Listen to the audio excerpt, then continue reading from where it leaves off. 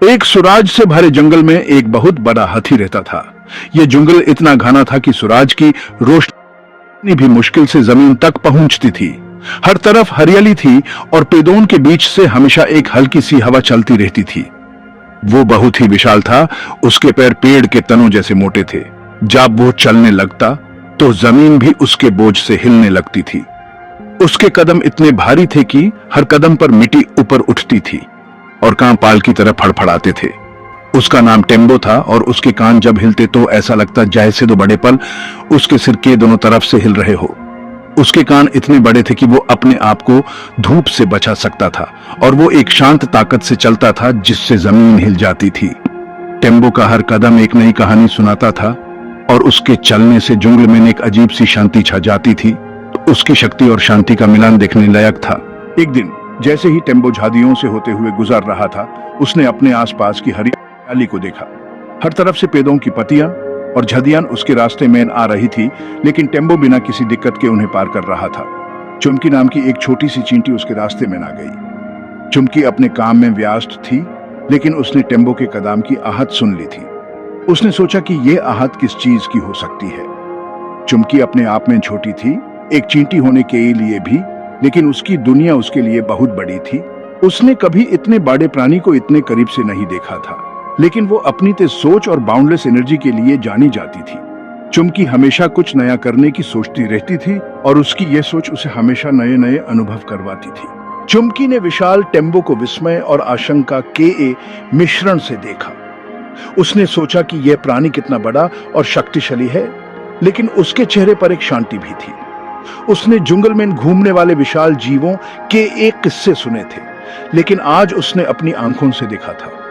उसने सोचा कि यह प्राणी कितना अलग है उन कहानियों से जो उसने सुनी थी, लेकिन टेम्बो की विशालता के लिए कुछ भी तैयार नहीं कर सकता था। उसने सोचा कि यह प्राणी कितना बड़ा और शक्तिशाली है, लेकिन उसके चेहरे पर एक शांति भी थी। टेम्बो अपनी ही सोच में खोया हुआ था। उसने अपने आसपास की दुनिया को देखा। उसने सोचा कि यह जंगल कितना सुंदर और शांत है। उसने अपने पैरों पर छोटी सी चींटी को नोटिस भी नहीं किया। चुमकी उसके पैरों के पास थी, लेकिन टेम्बो अपनी सोच में इतना व्यस्त था कि उसने उसे देखा भी नहीं। वो अपने रास्ते चला गया और चुमकी को अपने रास्ते पर छोड़ दिया। टेम्बो अपने रास्ते पर चल रहा था और चुमकी अपने रास्ते पर। चुमकी को अपने आसपास की दुनिया की विशालता पर अचंभा करने के लिए छोड़ दिया।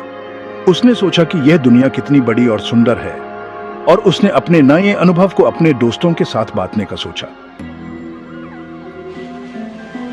चुमकी ने अपनी जर्नी जारी रखी।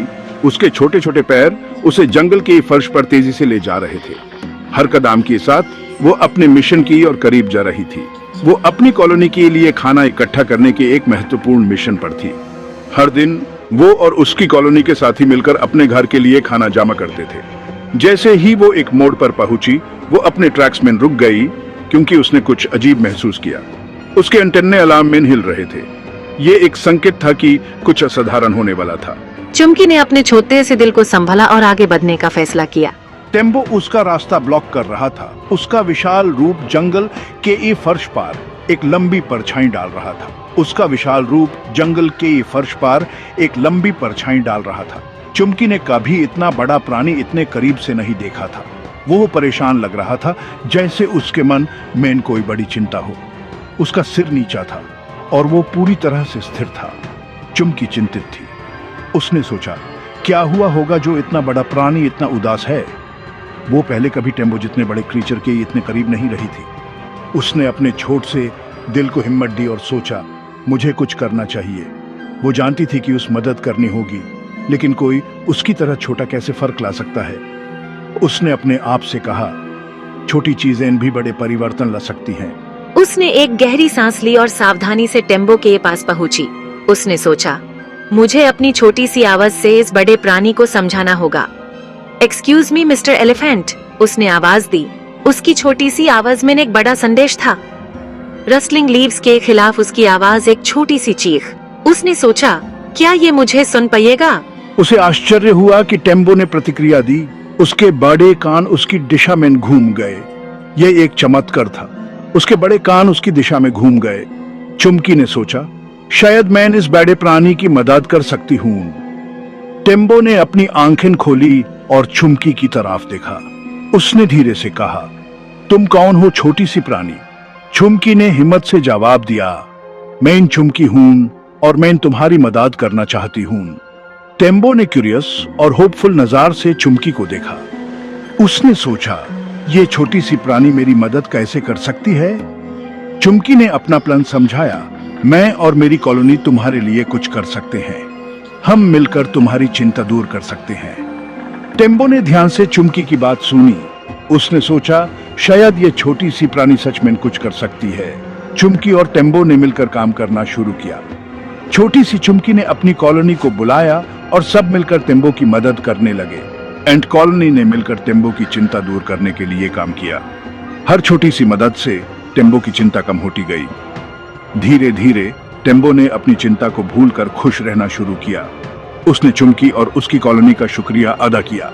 चुमकी और टेम्बो के बीच एक नई दोस्ती शुरू हुई। दोनों ने मिलकर जंगल में एक नया सफर शुरू किया। चुमकी और टेम्बो ने मिलकर जंगल में चलना शुरू किया। एक नए सफर की शुरुआत हुई।